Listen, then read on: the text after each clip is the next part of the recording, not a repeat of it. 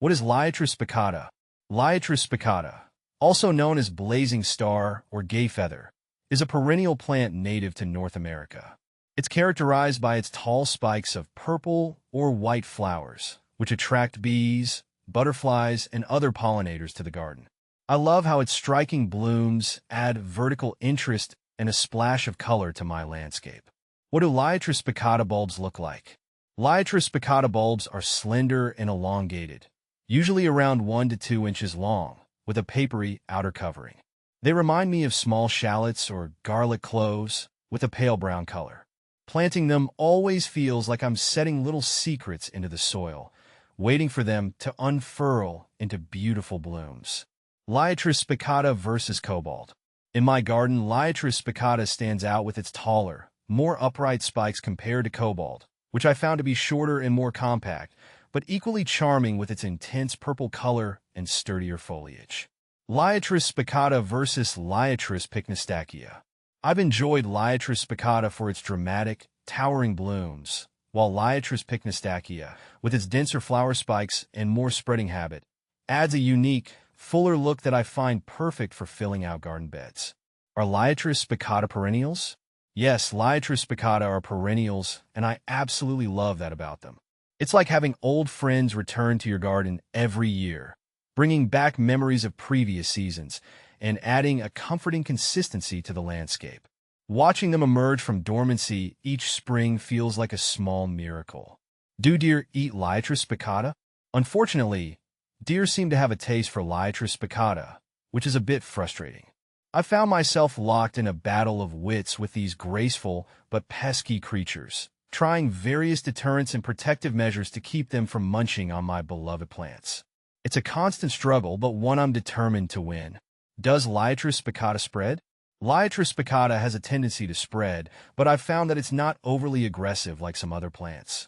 It forms dense clumps over time, gradually expanding its presence in the garden without becoming invasive or overwhelming other plants. It's a nice balance between being self-sufficient and cooperative with its neighbors. How to grow liatris spicata? Growing liatris spicata is relatively straightforward, which is one of the reasons I enjoy having it in my garden.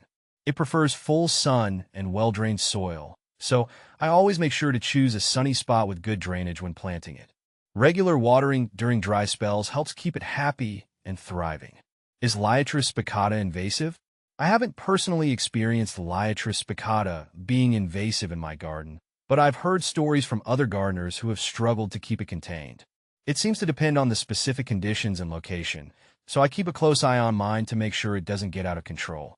Is liatris spicata poisonous to dogs?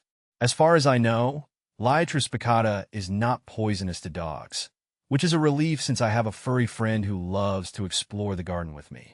I always appreciate when plants are not only beautiful, but also safe for pets and wildlife. When does liatris spicata bloom?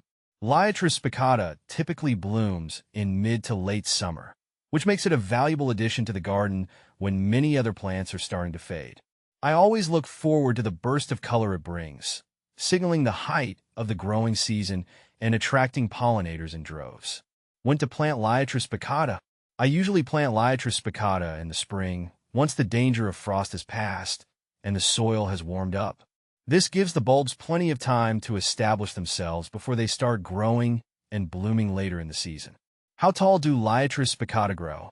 Liatris spicata can grow anywhere from 1 to 4 feet tall, depending on the variety and growing conditions.